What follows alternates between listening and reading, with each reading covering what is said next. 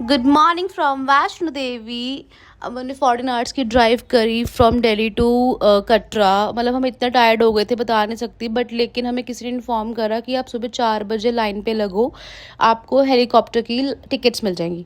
सो हमने डिसाइड किया अमन जाएंगे, बट लेकिन अमन 2 आवर्स वहाँ पे खड़े होकर आए, बट किसी ने फिर उन्होंने इन्फॉर्म करा कि यहाँ पे कोई सब ऑनलाइन टिकट बुक है, आप जाइए आप। फिर हमने डिसाइड करा हम अपनी यात्रा वैसी कंटिन्यू करते हैं जैसे करते हैं।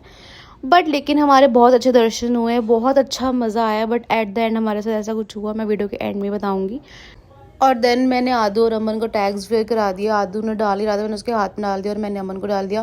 देन अमन ने मुझे डाल दिया और हमने आदू को वहाँ पे स्टॉलर बुक करवा दिया था, क्योंकि हम इतना उसको लेके नहीं चल सकते थे। हमारे पास कैरियर था बट हम नहीं चल सकते थे। आदू स्टॉलर पे रो रहा था, कंफर्टेबल नहीं था, बट लेकिन थोड़े विद इन 15 मिनट्स वो कंफर्टेबल हो गया। फिर हम चलते गए यात्रा के लिए, कंटिन्यू करी, बट लेकिन हम बीच में थक गए थे।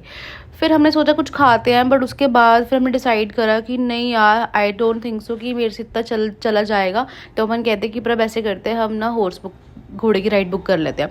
हमने करी, बट लेकिन मैंने अमन को इंसिस्ट करा कि अमन आप भी चलो, क्योंकि अमन कह रहे थे मैं पैदल चलूँगा आप जाओ। बट लेकिन फिर मैंने इंसिस्ट करा तो अमन हमारे साथ आए, क्योंकि मैं अकेले ऐसे जा नहीं सकती और आदू के साथ अकेले मैं रिस्क नहीं ले सकती थी। I know it's a safe journey, but फिर भी एक होता है।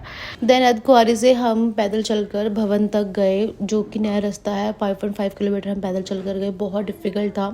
अमन ने एक्चुअली शादी से पहले हमारी मन्नत सुखी थी कि मैं और अमन वैष्णो देवी जाएंगे शादी के बाद। बट बाई चांस की बात है हमारे साथ अंगद भी आ गया और अंगद ने भी दर्शन कर लिए, और यहाँ पर हमने दर्शन कर लिए थे और हमारे बहुत अच्छे दर्शन हुए थे। मुझे यहाँ से चुन्नी भी मिली थी माता रानी की। और यहाँ चले हम भैरव जी के दर्शन करने के लिए, और इनकी तो बहुत खड़ी चढ़ाई थी, तो मैंने और मैंने डिसाइड करा हम तो घोड़ा ही कराएंगे, मैं तो नहीं जाऊँगी ऐसे। फिर मेरे घोड़े का नाम था बादल, बड़ा क्यूट सा था। और उसके बाद फिर हम चले और इनके भी इतने अच्छे दर्शन हुए ऑन टाइम। जैसे माता रानी के दर्शन हुए थे ऑन टाइम, ऐसे ही इनके दर्शन हो गए। हमें कोई लाइनों पे लगना नहीं पड़ा। मतलब माता रानी का ऐसा था कि जैसे हमारे साथ ही है, हमारे ऑन टाइम सब दर्शन अच्छे से हो गए। और इसके बाद क्या हुआ कि हम नीचे उतर रहे थे कटरा वापस जाने के लिए, तो अमन ने अपना फ़ोन आदू को दे दिया, क्योंकि आदू बहुत रो रहा था, आदू सेटल ही नहीं हो रहा था स्टॉलर पे। तो हमने सोचा मैं इसको दे देता हूँ फ़ोन, ये चुप हो जाएगा। बट हम अदकुआरी तक पहुँचे तो वहाँ पर आदू ने फ़ोन गिरा दिया। हमें जैसे पता चला हम फटाफट फ़ोन फाइंड करने लग पड़े। हमने अपने स्टॉलर वाले को नंबर दिया हुआ था, उसने फ़ोन पे कॉल किया। 15 मिनट्स बाद फ़ोन रीचेबल हुआ और फिर एक आंटी ने फ़ोन उठाया।